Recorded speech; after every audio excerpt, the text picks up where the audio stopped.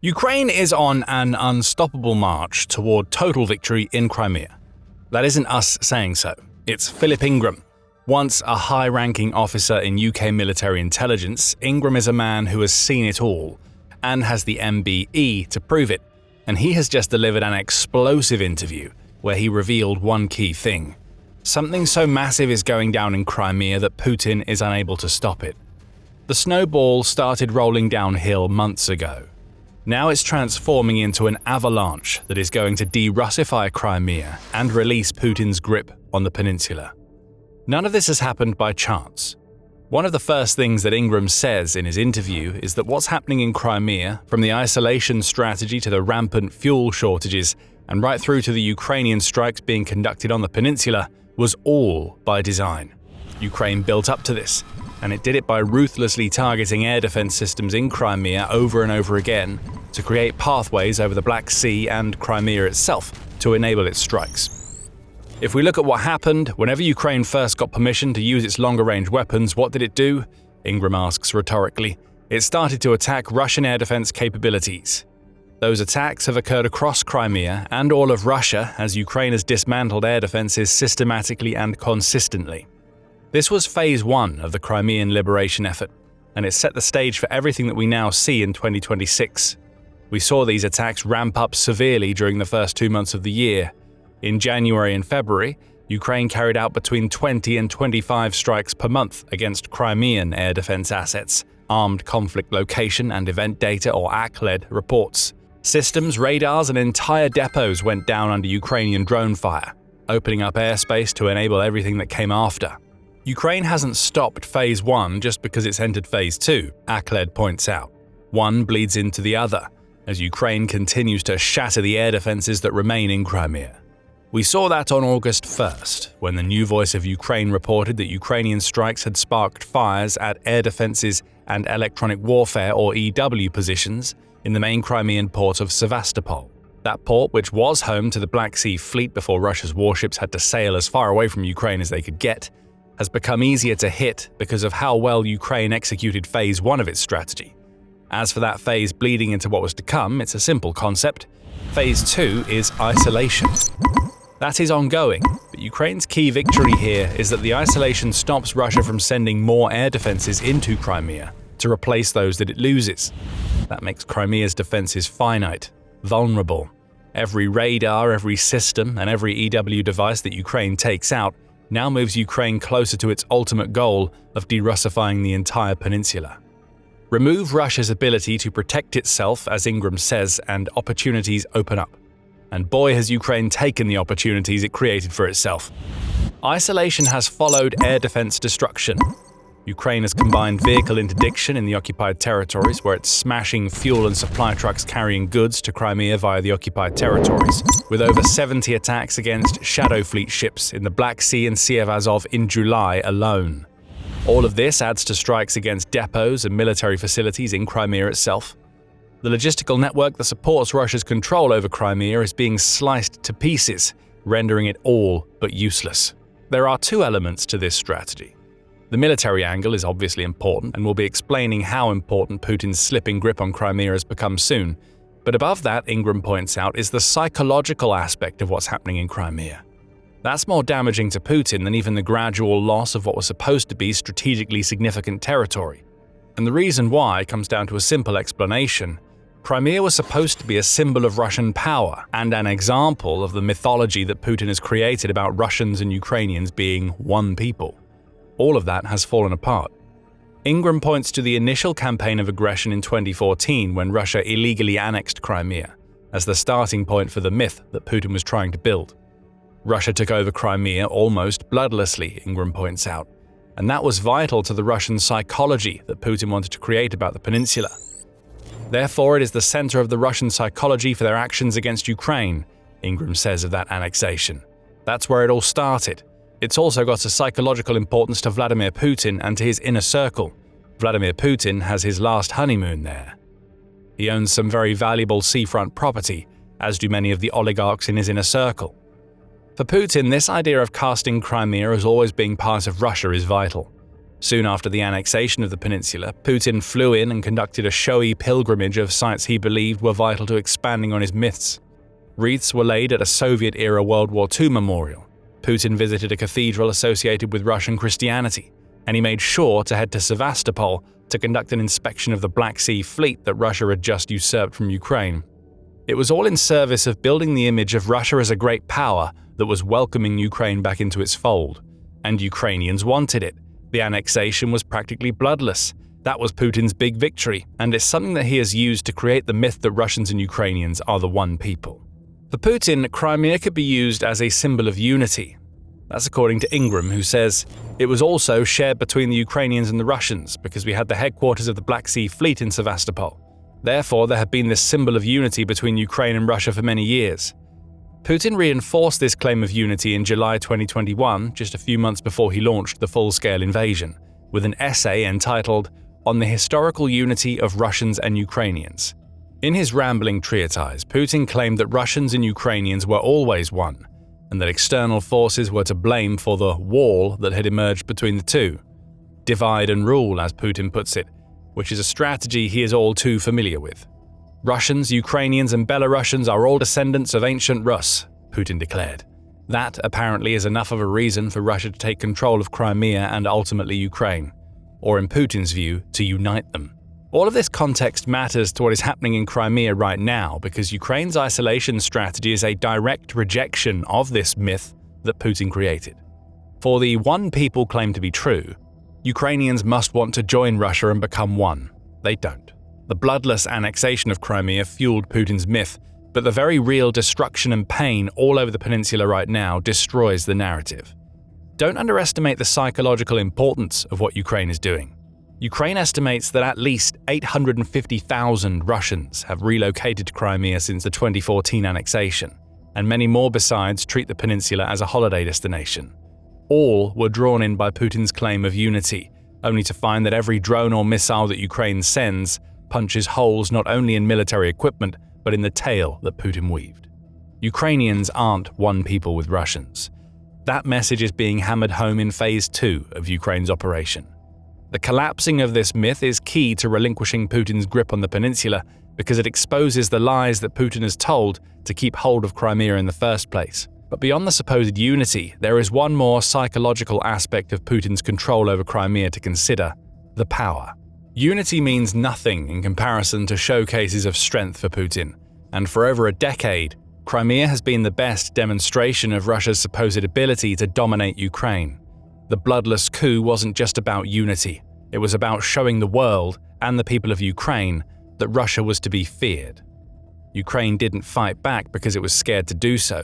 It knew Russia would roll through the rest of the country if it did. That may have been the case in 2014 when Ukraine was ill-prepared to fend off a full invasion. But in 2022 and beyond, Ukraine has ruined this Russian claim of invincibility. Every missile that flies or drone that strikes in Crimea now offers a visible contradiction between Putin's claims of strength and the reality on the peninsula. Russian folklore is being destroyed bit by bit through Ukraine's isolation campaign, along with everything that it has done to Crimea. Ingram points to what happened to the Black Sea Fleet, as around 30% of that fleet has been destroyed and the rest has gone into hiding. He highlights Ukraine's attacks on the Kerch Bridge, which is another monument to Russia's supposed power, as it connects Crimea to the Russian mainland. None of this was ever supposed to be possible. Russia was too strong, Ukraine was too weak. Russia wanted to frame the annexation of Crimea as the starting point for reunification with Ukraine, a return to Russia's glory days. What Ukraine has done, especially in 2026, is deliver a twist in the tale. Putin's grip on Crimea is eroding precisely because Ukraine has experienced so much success in destroying the peninsula's air defenses and isolating it from Russia and the occupied territories. But it all goes deeper than that. Beyond Putin's fairy tales, Crimea was also a military asset. That, along with the myth, is being dismantled in Ukraine's unstoppable march to victory. However, before we dig deeper, this is a reminder that you're watching The Military Show. If you're getting insight from the channel, then remember to subscribe and enable notifications so you catch all of our daily videos. In 2026, there is a huge difference between what Crimea is and what it was supposed to be for Russia, strategically speaking. Crimea is a very large area, Ingram points out.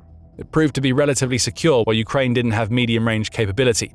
a relatively secure base to have logistics stores, to have air force bases there, and all the rest of it, to be able to fly up and support what was going on in the east of Ukraine and support the Russian troops out there. Ingram says that Crimea essentially provided Russia with almost aircraft carrier-like capability because Putin thought Ukraine couldn't hit the peninsula. The UK expert repeats the word secure. That's what Putin thought Crimea was, a secure base from which to conduct attacks and handle logistics into eastern Ukraine.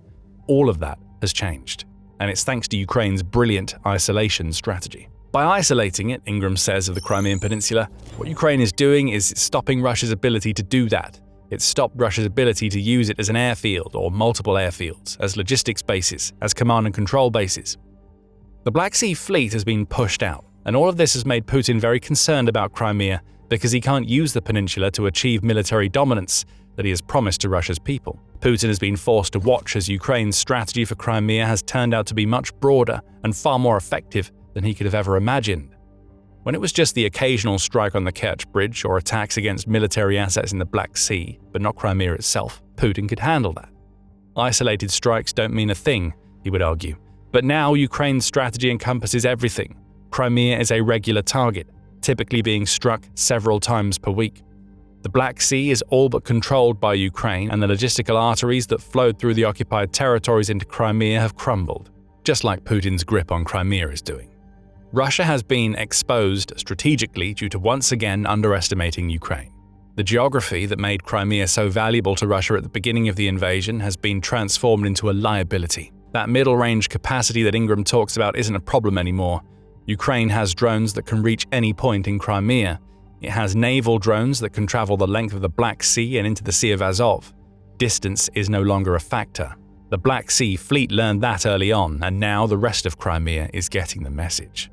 Crimea isn't safe, and that means it can't be used as a massive military base that Putin envisioned. Ukraine's strikes against everything from bridges and rail links to convoys and fuel depots have ruined Crimea as a strategic asset for Putin. Ukraine is using force to retake Crimea, but it's doing it in a way that nobody, not least Putin, ever expected.